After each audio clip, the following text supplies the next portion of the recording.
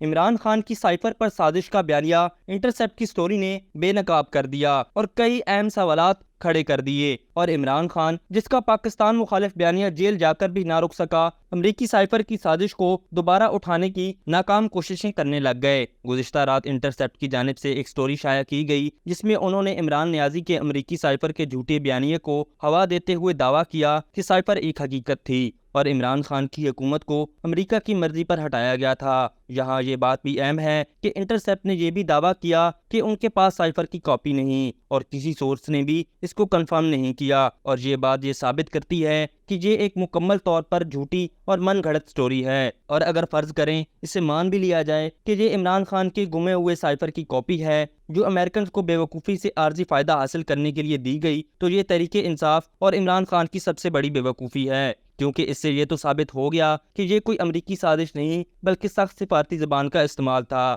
جو بارہا دفعہ پہلے بھی کہا جا چکا ہے۔ اس پوری سٹوری میں ایک بھی بات نئی نہیں ہے۔ وہیں عمران خان کا گھسا پٹا بیانیہ جو وہ پچھلے ایک سال سے پیٹ رہا ہے، اخبار کا اپنا دعویٰ ہے کہ جو دستاویز ان کے ہاتھ لگی ہے اس کی تصدیق کرنے کے لیے انہوں نے کوششیں کیں، مگر وہ اس مراسلے کی تصدیق نہیں کر سکے۔ یہاں یہ بات بھی اہم ہے کہ اخبار کو خود بھی اس مراسلے کی تصدیق کا علم ہی نہیں، یعنی یہ مراسلہ جو اخبار دعویٰ کر رہا ہے وہ بھی ایک جعلی مراسلہ ہے۔ مراسلے کی تصدیق کے لیے اخبار ایک دوسری پاکستان سے تعلق رکھنے والی اخبار ڈان کا سہارا کہہ رہا ہے کہ ہمارے پاس جو مراسلہ ہے وہ ڈان کی رپورٹنگ سے میل جول رکھتا ہے، تو پھر یہ شاید مراسلہ ہی ڈان کی کسی رپورٹ کو دیکھ کر ہی بنایا گیا ہے۔ اخبار کا یہ بھی دعویٰ ہے کہ اس مراسلے کو ڈونلڈ لو سے منسوب ریمارکس میں لکھا ہے کہ اگر عمران خان کے خلاف نو کانفیڈنس کامیاب ہو گئی تو میرا یہ خیال ہے، یعنی اخبار خود یہ دعویٰ کر رہا ہے کہ یہ ڈونلڈ لو کا خیال تھا، نہ کہ امریکی دھمکی۔ یہی تو نیشنل سیکیورٹی کے اعلامیے اور پریس کانفرنسوں میں بھی کہا گیا کہ کوئی دھمکی نہیں ملی اور نہ ہی کوئی سازش ہوئی۔ اور سب سے اہم سوال یہ ہے کہ اگر اس کو سائفر یا سائفر کی معلومات مانا بھی جائے تو عمران خان بار بار مان چکا ہے کہ سائفر کی کاپی جو اس کے پاس تھی یا اس کی معلومات کا اس کو کچھ بھی پتہ نہیں۔ اب پتہ لگ رہا ہے کہ وہ سائفر کی کاپی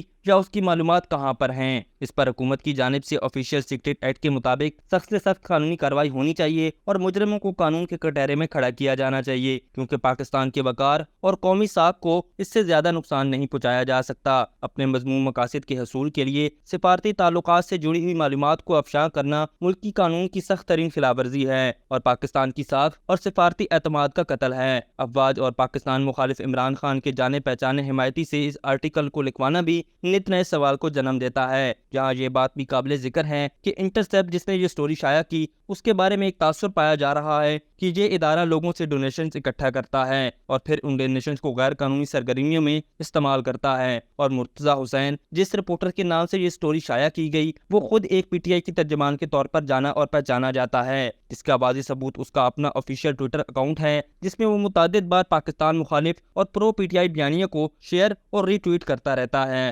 ابھی تک کے لیے صرف اتنا ہی۔ مزید دلچسپ اور تازہ ترین خبروں سے آگاہ رہنے کے لیے ہمارے چینل اسلام آباد انسائیڈر کو سبسکرائب کرنا مت بھولیے، اور اگر ہماری یہ ویڈیو آپ کو اچھی لگی ہے تو اسے لائک کر دیں اور اپنی قیمتی رائے کا اظہار نیچے دیے گئے کمنٹ سیکشن میں ضرور کریں۔